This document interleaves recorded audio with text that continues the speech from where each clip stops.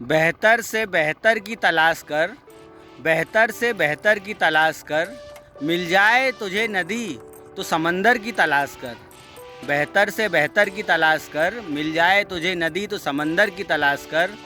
टूट जाता है शीशा पत्थर की चोट से, टूट जाता है शीशा पत्थर की चोट से। टूट जाए पत्थर ऐसा शीशा तलाश कर, टूट जाए पत्थर ऐसा शीशा तलाश कर।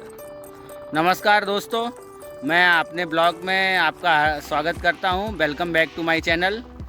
एक बार की बात है, ये घटना काफ़ी प्रसिद्ध है और गीता में भी इस घटना का काफ़ी वर्णन है। एक धार्मिक लेडी थी और उसका ईश्वर पे अटूट विश्वास था। कई वर्षों से ईश्वर की साधना कर रही थी। उसे एक पुत्र की प्राप्ति होती है और ईश्वर का वो बहुत धन्यवाद देती है। वो बालक धीरे धीरे बड़ा होने लगता है। 12 वर्ष की आयु में उस बालक के साथ एक घटना घटती है और उसके पत्थर से उसके हाथ में चोट लगती है और उसका वो हाथ जो है कट जाता है। वो स्त्री बहुत ही दुखी होती है और ईश्वर को बहुत ही कोसने लगती है कि हे भगवान, मैंने तेरी इतनी सेवा करी और तूने मेरे साथ ऐसा क्यों किया। जो भी साधु संत उसके पास आते या वो उनके पास जाती, तो बस उसका एक ही प्रश्न था कि ईश्वर की मैंने इतनी सेवा करी, ईश्वर की मैंने इतनी साधना करी और ईश्वर ने मेरे साथ ऐसा क्यों किया। कई लोगों ने उसे काफ़ी समझाने की कोशिश करी लेकिन वो नहीं समझ पाई। वो पुत्र मोह में वो कुछ भी नहीं समझ पा रही थी। कुछ वर्षों बाद उस गांव में एक साधु का वेश बनाकर एक राक्षस आ गया। उसने प्रण लिया था कि उसको अपनी सिद्धियों को बढ़ाना था। उसने प्रण लिया था कि वो 100 बच्चों की बलि देगा।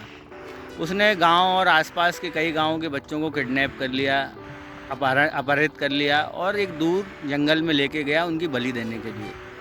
कई बच्चों की बलि देने के बाद जब उस महिला के बच्चे की बलि की बारी आई तो उसने देखा कि उसका एक हाथ नहीं है। उसको अपने गुरु की बात याद आ गई कि तुम्हें 100 बच्चों की बलि तो देनी है लेकिन उसमें कोई भी बच्चे का अंग भंग नहीं होना चाहिए। इसी बात उसको याद आने के कारण उसने उस बच्चे को छोड़ दिया और जो है वो बच्चा बच गया। वो बच्चा बच के वापस घर आया तो इस स्त्री को समझ में आया कि ईश्वर जो भी करता है वो अच्छे के लिए ही करता है। तो इसलिए आपसे मेरा निवेदन है, आप भी अपना साहस बना के रखें। अपने कठिन समय में ईश्वर पर अटूट विश्वास रखें। ईश्वर जो कुछ भी कर रहा है वो आपके भले के लिए ही कर रहा है। इसी के साथ मैं अपना ब्लॉग समाप्त करता हूँ। फिर मिलेंगे। Bye bye, take care.